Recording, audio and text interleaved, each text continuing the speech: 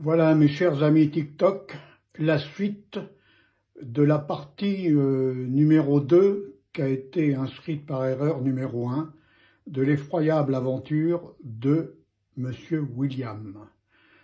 Donc, lorsque Anna a disparu, un démon s'appelant Rodomoro m'a dit à l'oreille, à mon oreille droite, clairaudience, maintenant tu vas en prendre plein la gueule. Et il s'était pas trompé, parce que leur credo, c'est diviser pour régner, vous empêcher de dormir et surtout vous isoler, Alors, ils se sont arrangés pour m'empêcher de dormir pendant 3 jours. J'avais 74 ans à cette époque-là, ne pas dormir pendant 3 jours, c'est très dur, Alors, comment ils se sont pris? D'abord, la nuit en clairaudience, c'est-à-dire me parler dans l'oreille. À cette époque-là, je n'avais pas cherché, je n'avais pas trouvé les bouchons d'oreille qui allaient bien pour la clairaudience. Donc, je prenais tout dans l'oreille droite et il m'insultait, il m'humiliait, il me menaçait, il me dit « il faut absolument que tu te soumettes, sans ça tu vas mourir à petit feu, on est là pour t'en mettre plein la gueule, t'es une salope, et t'es ci, et t'es ça ». Moi, 74 ans, ancien pilote de ligne, me faire traiter comme ça, mais c'est absolument épouvantable, c'est absolument épouvantable. Donc, j'essayais de m'endormir, impossible. Et puis à 3h30 alors je prenais ce qu'on appelle du Lexomil. Bon, j'arrivais à dormir pendant, disons, 1 heure. Et puis après, ils enchaînaient à 3h du matin leurs attaques occultes, recommençaient à 3h du matin, mais plus à la clairaudience, en télépathie.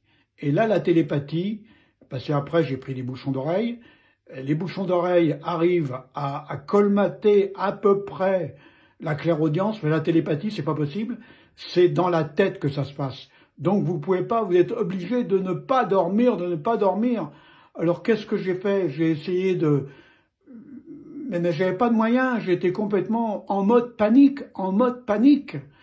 Et il se trouve que ce sont des grands suggestionneurs. Le lendemain matin, au bout de 3 jours de ne pas avoir dormi, j'étais dans un état absolument lamentable. J'étais pas au bord du suicide, parce que je suis quand même assez fort, mais j'étais en mode panique.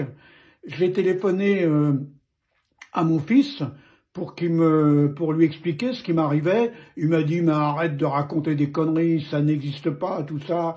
Mais je dis « si Stéphane, ton père est en danger, Ils vont me tuer. Mais non, va voir un psychiatre, t'es malade, mon pauvre ». Et il a raccroché. Bon, ce qui s'est passé, c'est que pendant 3 jours, j'ai pas dormi. Et j'ai essayé avec ma voiture de me barrer n'importe où. J'ai été jusqu'à Dunkerque, j'ai été dans plein de villes en France et tout avec ma voiture, mais il me suivait partout, c'était absolument infernal. Alors évidemment, le corps humain est bien fait. À un moment donné, n'en pouvant plus, on s'écroule de sommeil et on dort n'importe où. On dort dans sa voiture, mais c'est pas un sommeil normal, c'est un sommeil exténué, c'est absolument épouvantable. Et au bout de 3 jours, j'ai dit à mon fils, j'ai dit écoute, il faut que tu fasses quelque chose pour moi.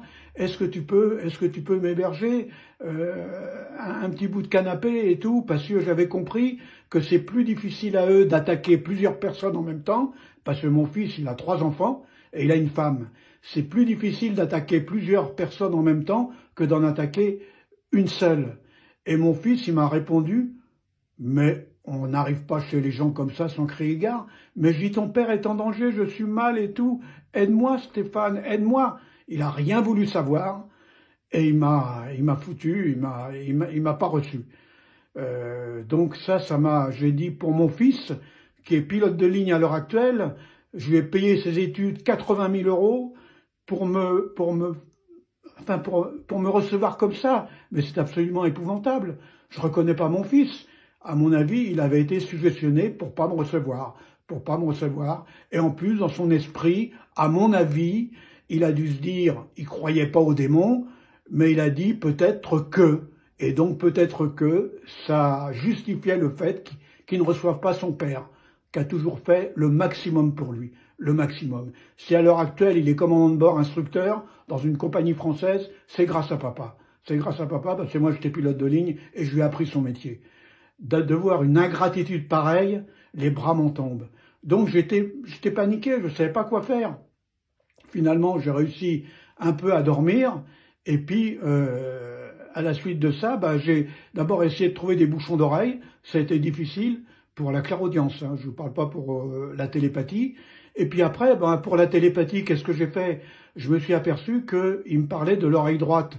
Donc j'ai essayé de trouver un bruit blanc. Mais un bruit blanc, avec quoi un bruit blanc? Donc avec une radio ou avec une télévision.